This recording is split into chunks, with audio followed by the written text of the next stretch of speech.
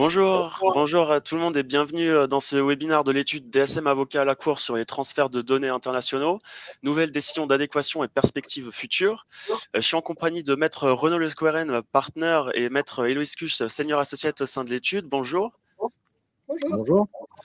Avant de commencer du coup le webinaire, juste 2-3 mots d'introduction sur la plateforme, même si vous commencez un petit peu à la connaître, on revoit des gens qu'on connaît, ça fait plaisir. La première chose, vous avez un onglet chat comme vous le voyez où il y a juste votre prénom qui apparaît. Vous avez également, si vous êtes sur un ordinateur, en bas à droite de votre écran, un onglet sondage et questions, comme leur nom l'indique, pour la session de Q&A. On fera des petits sondages aussi pendant le webinaire. Par rapport aux attestations de participation, si vous voulez recevoir ce document, je vous donnerai mon adresse email et on vous reviendra, voilà, pareil à la suite du webinaire. Qu'est-ce qu'on peut vous dire d'autre sur le sujet? Avant de laisser la parole aux intervenants, peut-être pour ceux qui ne nous connaissent pas. Donc, DSM Avocat à la Cour, on est une étude d'affaires full service, notamment spécialisée en RGPD. Et par rapport aux intervenants, Maître Renaud Lesqueren, donc il est partenaire au sein de l'étude DSM et il bénéficie d'une expérience de plus de 20 ans sur ces sujets. Et Maître Héloïse Cuche est avocate à la Cour au sein de l'étude. Elle est spécialisée en nouvelles technologies en protection des données et elle a aussi participé à la création de la formation à la Chambre des salariés sur le professionnel en protection des données personnelles. Et elle anime aussi des formations sur le sujet. Voilà, bonjour à tout le monde, bienvenue. Je pense que vous nous entendez, sinon vous nous metteriez dans le chat s'il y a un souci. Pour ceux qui profitent de l'occasion pour déjeuner, bon appétit. Et puis je laisse la parole donc à Maître Renaud Lesqueren. Bonjour à tous, merci de nous consacrer un peu de temps en plein milieu de l'été. J'imagine qu'il y en a certains qui sont au travail et d'autres qui sont peut-être en congé. Vous avez vu, le format est volontairement court sur le temps de midi. On espère que ça conviendra à tout le monde. Le sujet aujourd'hui, c'est un peu l'hydre de mer qui revient régulièrement. Donc, c'est le transfert de données. D'abord, on fera un rappel des règles pour transférer des données personnelles hors du contexte UE, espace économique européen, donc les règles générales, et le cas particulier des États-Unis qui a encore évolué ce mois de juillet, puisqu'un nouvel accord vient d'entrer en vigueur, a été adopté par la Commission, et qui remplace les accords précédents. Donc on fera un rappel historique de ce qui s'est passé. On regardera ce qu'il est aujourd'hui possible de faire, évidemment. Et après, on verra peut-être les événements futurs. On va essayer d'anticiper un peu ce qui peut se passer par rapport à l'expérience qu'on a pu déjà acquérir depuis maintenant plus d'une dizaine d'années sur le sujet, pour permettre à tout le monde d'avoir une réflexion active pendant ces prochaines semaines d'été. Donc, je laisse la parole à Héloïse qui va nous rappeler les règles générales des transferts.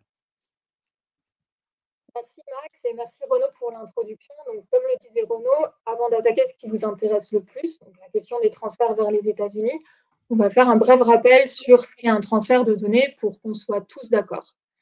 Comme vous le savez certainement, on n'a pas de définition de ce qu'est un transfert de données. C'est donc la CNIL qui nous apporte quelques précisions sur le sujet en définissant un transfert comme toute communication, copie ou déplacement de données personnelles ayant vocation à être traitée dans un pays tiers à l'Union européenne. Or, comme vous le savez, la définition de traitement, elle est très très large, puisqu'elle inclut tout le cycle de vie des données, et notamment le simple stockage ou l'archivage de données à caractère personnel, par exemple. Donc, le simple accès à une base de données depuis un pays tiers, c'est donc, sous couvert de certaines exceptions bien sûr, un transfert de données hors espace économique européen. Donc, c'est une problématique qu'on va retrouver très régulièrement quand on vient faire l'analyse des traitements chez nos différents clients. Alors, on vous parle de l'Union européenne depuis de l'espace économique européen. Et on ne comprend pas nécessairement qu'est-ce qu'on doit entendre par pays tiers par rapport à ça. Or, le RGPD, comme c'est un texte qui présente de l'intérêt pour l'espace économique européen, le comité mixte peut décider d'appliquer directement le RGPD sur son territoire. Et c'est ce qui a été fait par le comité mixte qui a adopté une décision en ce sens. De sorte que donc, tous les transferts vers l'Islande, le Liechtenstein et la Norvège ne vont pas être considérés comme des transferts vers des pays tiers. On se situe ici dans notre premier cercle. Donc, ce cercle en vert, dans l'espace économique européen, les transferts sont libres, dans le sens qu'aucune garantie d'un point de vue transfert de données n'est nécessaire. Et je dis bien d'un point de vue transfert de données, parce qu'il ne va pas falloir négliger les autres volets en matière de protection des données, comme par exemple les questions de sous-traitance. Au-dessus de ce premier cercle, on va avoir les pays qui sont couverts par une décision d'adéquation. Cette décision d'adéquation, elle peut être partielle, on y reviendra plus tard, ou temporaire, comme c'est le cas par exemple pour le Royaume-Uni. L'avantage de ces décisions d'adéquation, c'est qu'elles vont lier les autorités de contrôle qui ne vont donc pas pouvoir prendre de sanctions dans ce cadre au simple prétexte qu'elles considèrent que le niveau de protection des données est insuffisant. Ce n'est pas le cas, à l'inverse, dans notre dernier cercle, donc les pays vers lesquels les transferts vont devoir faire l'objet de mesures particulières ou dérogatoires. Ici, ces mesures complémentaires qui vont pouvoir être mises en place, elles ne vont pas lier les autorités de contrôle qui vont pouvoir considérer qu'elles sont insuffisantes. Dans ce dernier cercle, donc, on est en dehors de l'espace économique européen, on n'a pas de décision d'adéquation qui s'applique, et donc il va falloir qu'on mette en place des garanties complémentaires. Les plus connues, c'est les clauses contractuelles type qui sont visées à l'article 46 du RGPD, mais ce n'est pas les seules. On parle aussi très régulièrement des règles d'entreprise contraignantes, ça c'est la Rolls-Royce en matière de transfert. C'est adapté dans certains groupes d'entreprises en fonction d'une analyse coût-bénéfice, parce que, bien sûr, ça met beaucoup de temps à être mis en place. Et enfin, dernier point, l'article 49, on va retrouver un certain nombre de dérogations qui vont pouvoir être utilisées quand aucune autre solution ne peut être mise en place. Il faudra donc ici faire une analyse par rapport à la nécessité du transfert et aussi s'intéresser à la notion de ce qu'est un transfert occasionnel et répétitif pour voir si on entre dans le champ de certaines de ces exceptions qui, bien sûr, s'appliquent dans un cadre strict. La question qui nous intéresse plus aujourd'hui, forcément, qui est une question d'actualité, c'est donc de comprendre les transferts vers les États-Unis et de voir où est-ce qu'on se situe par rapport à ces différents cercles qu'on vient de voir. Et je laisse la parole à Renaud pour vous présenter l'historique sur ce sujet. Alors, je suppose que la plupart d'entre vous ont suivi cette hydre de mer, ce que Max Schrems appelle le ping-pong.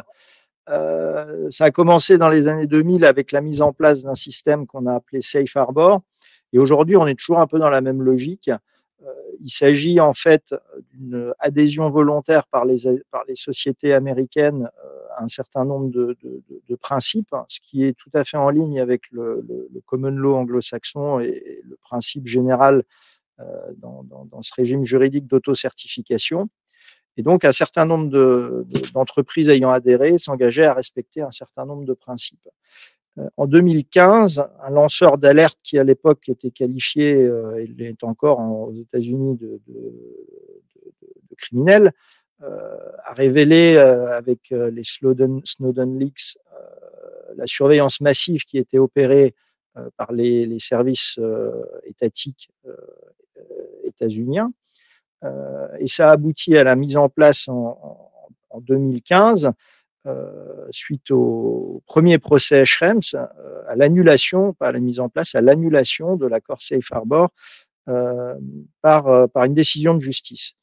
En 2015, cette décision de justice a créé un vent de panique et a amené la Commission européenne et le département américain du commerce à travailler en urgence, et en quelques mois seulement, ils ont été capables de sortir un deuxième accord qui était censé mettre un terme, ou plutôt régler les points qui avaient été identifiés par la Cour dans l'arrêt Schrems 1, et qui devait à nouveau permettre le transfert. Donc cet accord a été appelé Privacy Shield,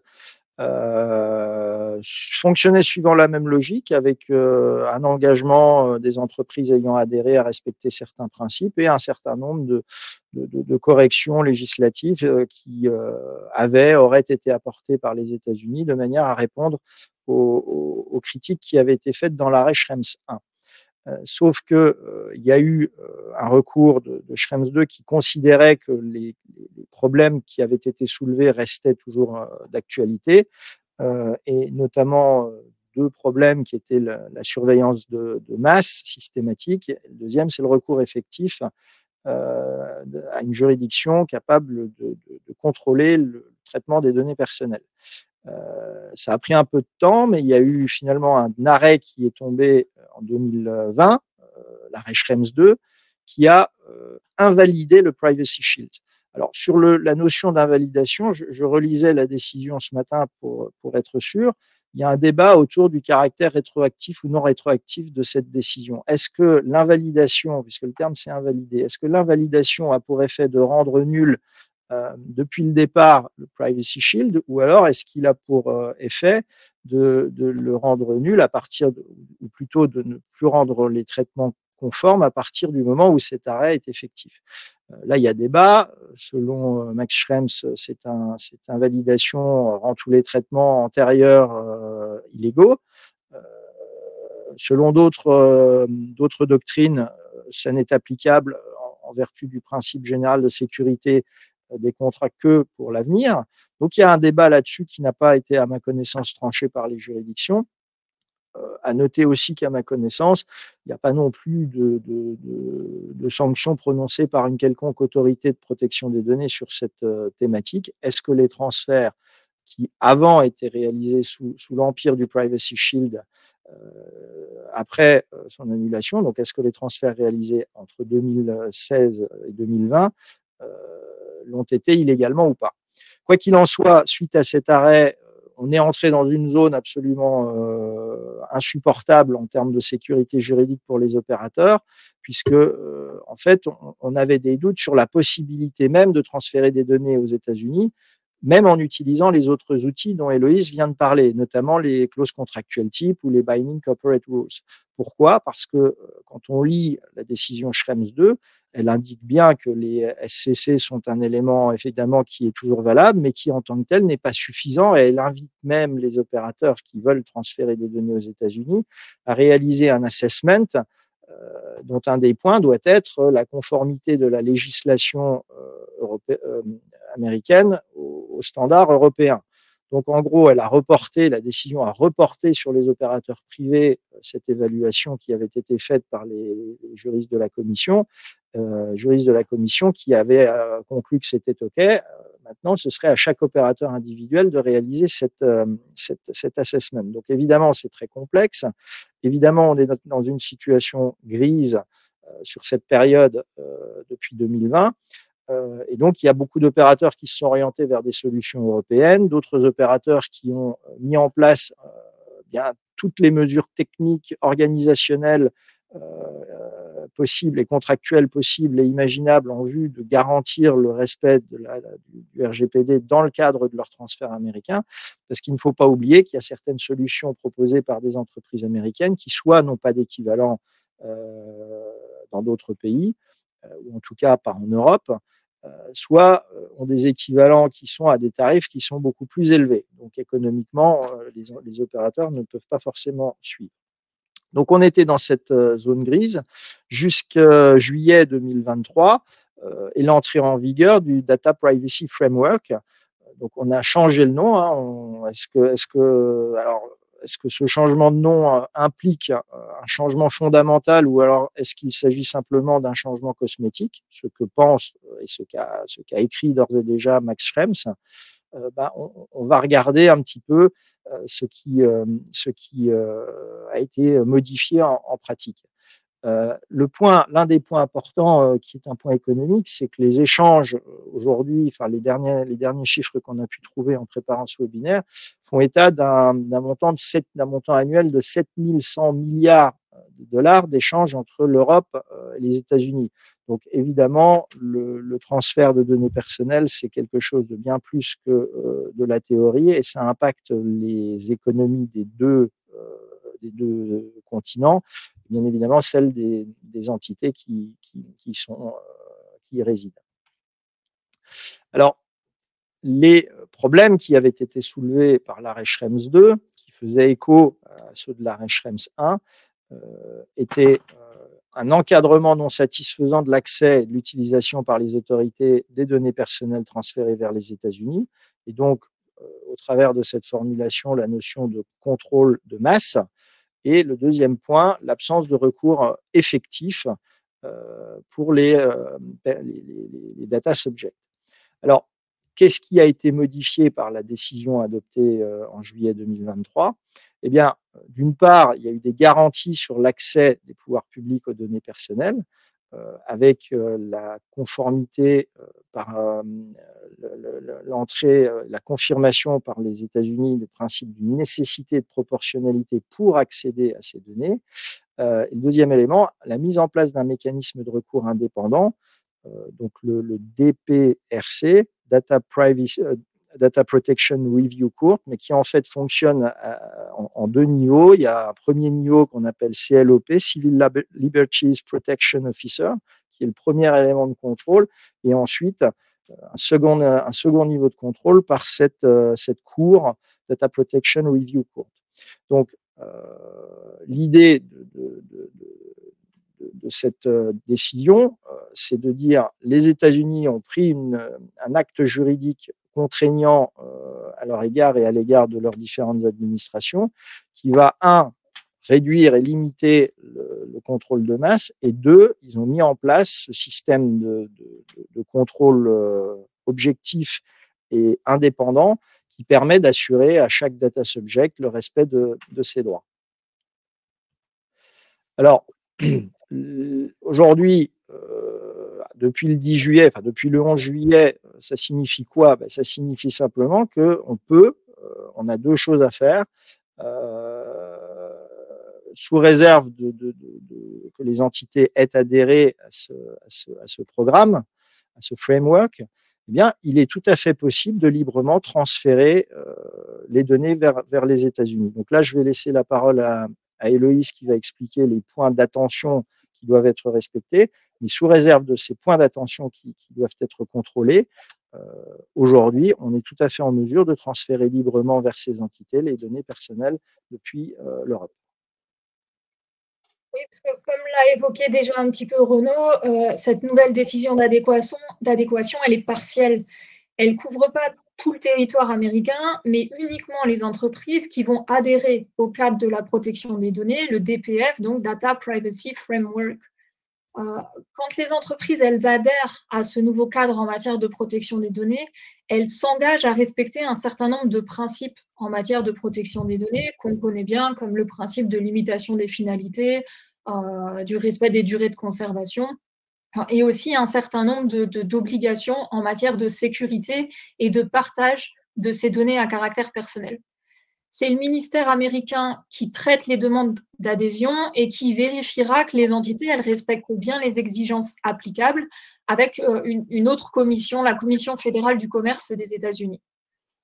Donc, ce qui vous appartient de faire pour chaque prestataire, ça va être d'aller vérifier sur le site internet dont on vous a mis les coordonnées en dessous là à l'écran, d'aller vérifier prestataire par prestataire s'ils ont bien adhéré au DPF. Et le premier point d'attention ici, c'est de vérifier annuellement si cette adhésion est toujours valable. Parce que les engagements souscrits par ces entités dans le cadre du DPF, ils sont pris pour une durée d'1 an. Donc ça, c'est un premier point éventuellement à faire évoluer dans vos politiques internes en matière de gestion des transferts ou de vos prestataires, c'est de prévoir cette revue annuelle. Autre point à vérifier ici, c'est de contrôler si toutes les filiales du groupe vers lesquelles vous transférez les données, le cas échéant, bien sûr, sont couvertes. Vous pouvez voir ici en déroulant l'onglet Covered Entities, vous avez la liste de toutes les filiales qui ont aussi adhéré au DPF.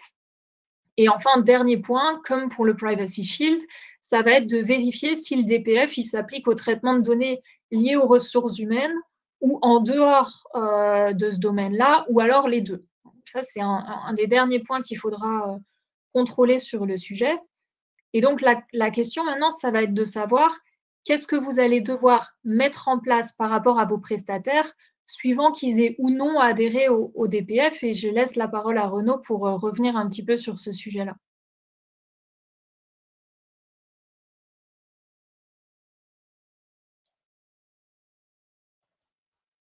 avant de revenir sur ce sujet, je voulais simplement préciser le mécanisme DPF permet donc aux entités d'adhérer pour certains traitements. Ce n'est pas une adhésion pour l'ensemble des traitements. Donc ça, c'est un point très important.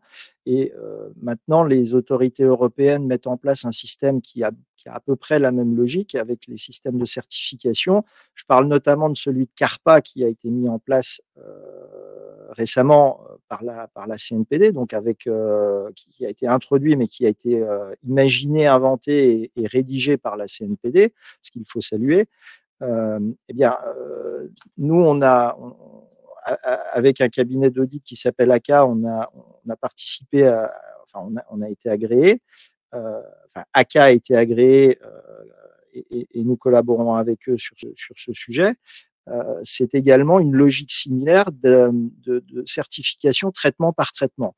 Donc, c'est très important dans les process de revue et dans les procédures internes que vous allez mettre en place de vérifier ces deux points, l'adhésion annuelle, donc tous les ans, il faut rechecker ce point, et de vérifier pour quel traitement. Parce que là, on pourrait se retrouver avec une adhésion pour un traitement, mais aujourd'hui, on a besoin de faire autre chose. Et vous savez très bien que ça va très vite de dire oui, c'est bon, ils sont dans le DPF, et sans que personne ne regarde le détail.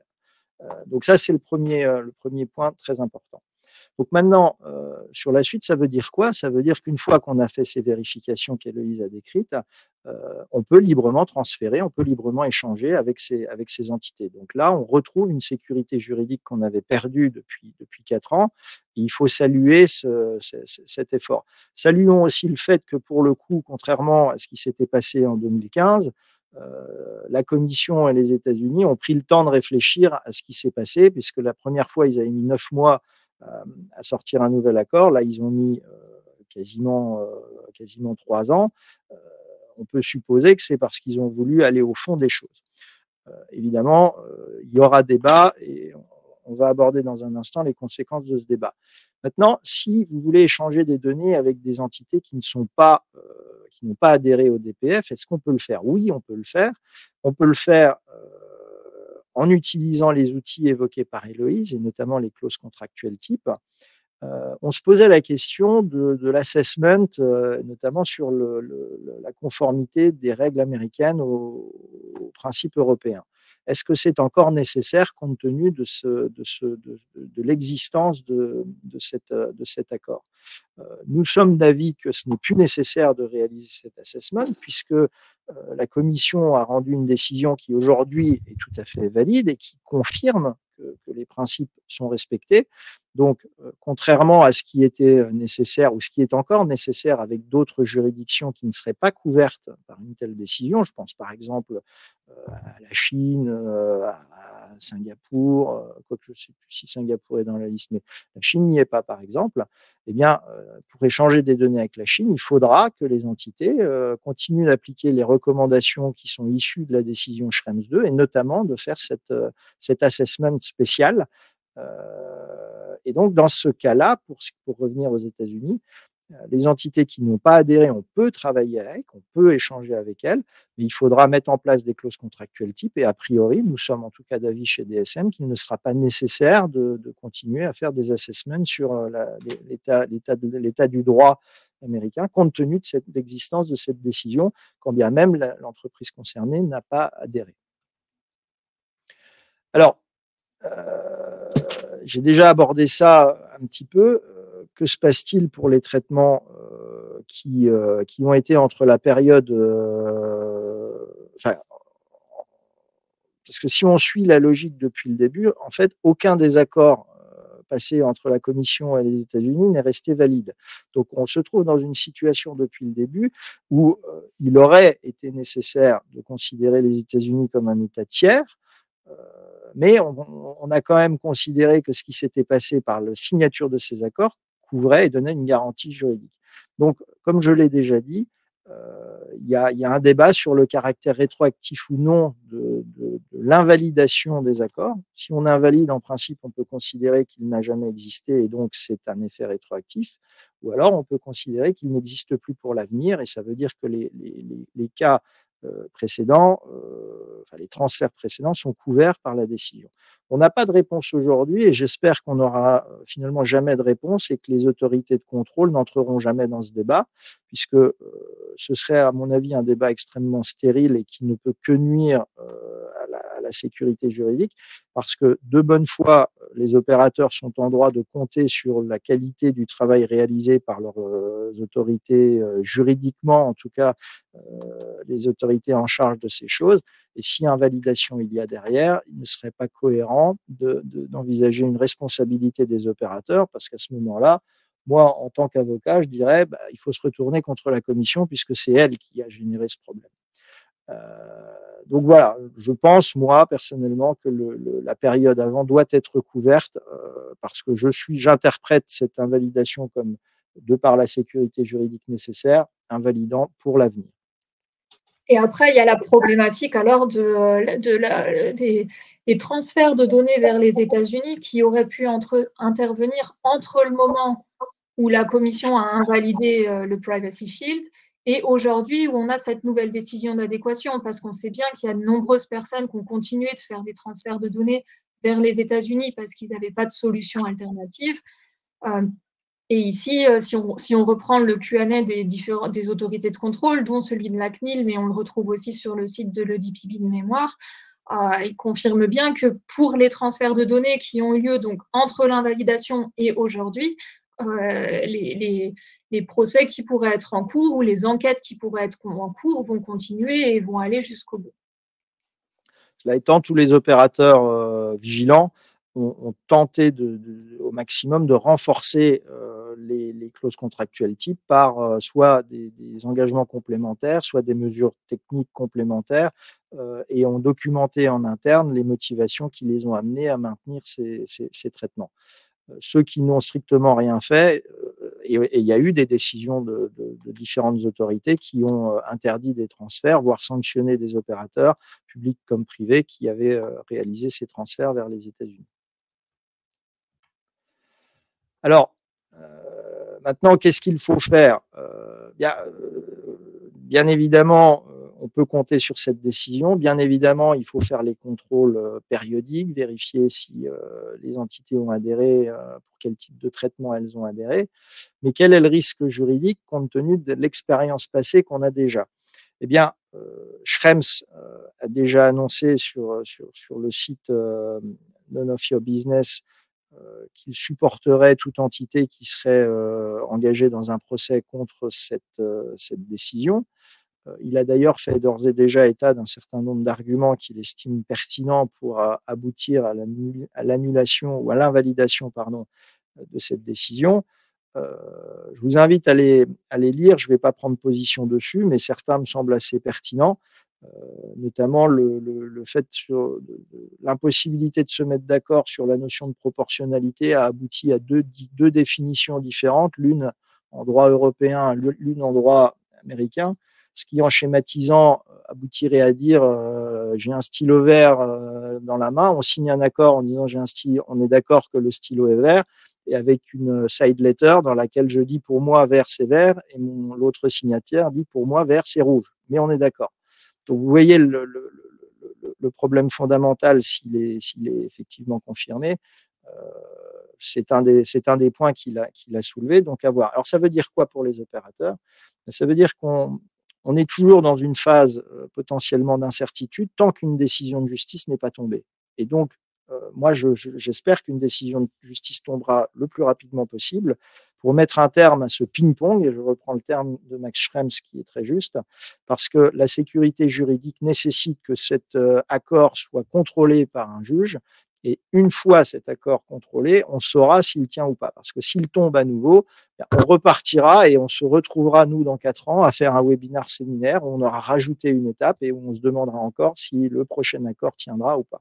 Donc, si l'un d'entre vous ou l'une d'entre vous a des raisons d'engager des poursuites, je l'invite à le faire le plus vite possible de manière à trancher, et j'espère sincèrement que cet accord pourra tenir, pour des raisons simples de sécurité juridique absolument nécessaires dans le monde dans lequel nous vivons aujourd'hui.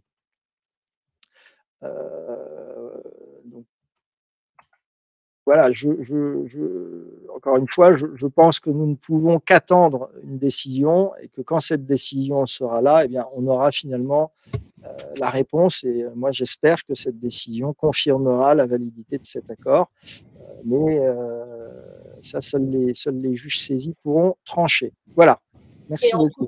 Et en toute hypothèse, cet accord il sera revu régulièrement par les institutions gouvernementales et pour la première fois dans 1 an à compter de son entrée en vigueur.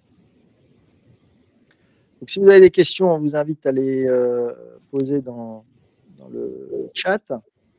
Alors, je vois qu'il y en a déjà une. Est-ce qu'il existe un mécanisme d'audit prévu pour vérifier si les engagements pris par les sociétés sont bien respectés ou est-ce que c'est aux data controllers d'effectuer cet audit? En fait, ce sont aux autorités américaines de contrôler le respect par les entités ayant adhéré au framework. Ce sont aux autorités américaines de contrôler ça. Donc, c'est un élément en moins à charge des opérateurs européens qui vont souhaiter collaborer, échanger avec les opérateurs américains. Voilà, on vous a aussi posé 2-3 questions dans l'onglet sondage si vous voulez. Si vous avez d'autres questions, n'hésitez pas à nous les soumettre.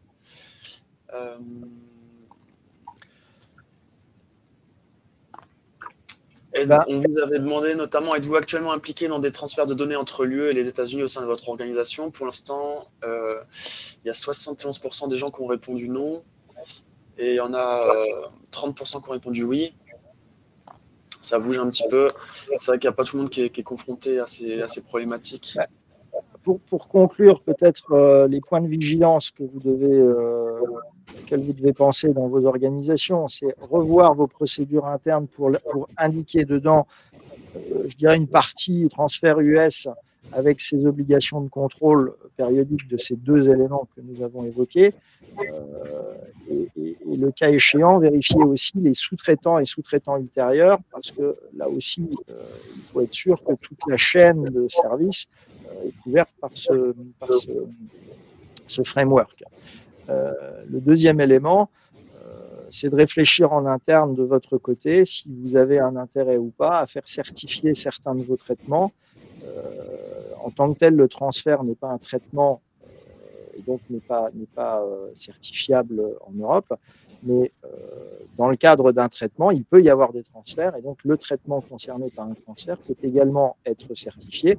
Un des points de contrôle dans le cadre d'une certification CARPA sera évidemment d'intégrer est-ce que l'entité a adhéré ou pas, et si elle a adhéré, est-ce qu'on a vérifié périodiquement, et si elle n'a pas adhéré, est-ce qu'on a mis en place d'autres outils de manière à garantir la sécurité juridique des données.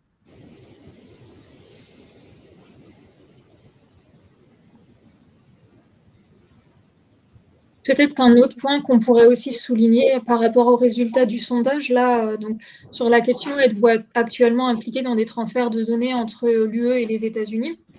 Pour l'instant, on est à 58% oui, 42% non. C'est assez faible et peut-être que dans votre cartographie des traitements, il faudrait regarder avec plus d'attention certains d'entre eux, comme la gestion des cookies, qui implique bien souvent des solutions américaines et des transferts vers les États-Unis, ou celle des data centers et de l'hébergement de vos données à caractère personnel. C'est des points qu'on peut parfois négliger quand on regarde de prime abord, mais qui sont essentiels en fait sur ces questions de transfert de données. Alors, il y a encore une question. Est-ce qu'il y a une obligation du responsable de traitement de s'assurer que tous les sous-responsables adhèrent également? Alors, si on est dans une relation responsable traitement sous-traitant, c'est la responsabilité, c'est d'ailleurs une des clauses par exemple les clauses contractuelles type, d'indiquer que soit on autorise ou pas la sous-traitance ultérieure, et donc il y aura un engagement que les sous-traitants ultérieurs adhèrent, bien évidemment. Maintenant, jusqu'où doit aller le contrôle à l'adhésion, et donc en substance, faut-il connaître le nom de tous les sous-traitants ultérieurs et faut-il les contrôler? La recommandation est évidemment oui. Dans le cadre d'une responsabilité jusqu'au bout de la chaîne, c'est évidemment important de savoir qu'à un moment donné, vos données ne vont pas passer aux États-Unis dans un cadre légal tout à fait OK, pour ensuite se retrouver en Chine sans aucun contrôle. Donc, évidemment, on ne peut que recommander de veiller à ce que tout le long de la chaîne, il y a un contrôle des opérateurs impliqués dans un traitement. Voilà, il n'y a pas d'autres questions. Je ne sais pas si vous voulez dire un mot pour conclure. Héloïse? Non, bah, je pense que tout a été dit en fait et que il gardait en tête que le premier point dans cette analyse, c'est pas forcément de se jeter la tête la première dans la signature de clauses contractuelles type, mais qu'il va d'abord falloir analyser les différents transferts, identifier vos prestataires, vérifier dans quel pays ils sont situés, dans quel cercle vous vous trouvez. Pour les États-Unis, vérifier s'ils ont adhéré au Data Protection Framework et, le cas échéant, mettre des garanties complémentaires si ce n'était pas le cas. Voilà pour résumer un petit peu ce qu'on a pu voir aujourd'hui. Merci beaucoup pour votre participation. Si vous avez des questions ou si vous voulez aller plus loin, je vous invite à nous contacter. Là, je cède la parole à Max. Je vous remercie beaucoup à tous d'avoir participé. Pour ceux qui sont à Luxembourg en cette journée pluvieuse, pour ceux qui sont au soleil, tant mieux pour eux, d'avoir participé sur le temps de midi en plein été à ce webinaire. Merci beaucoup. Merci, bonne journée et encore bon appétit. Au revoir.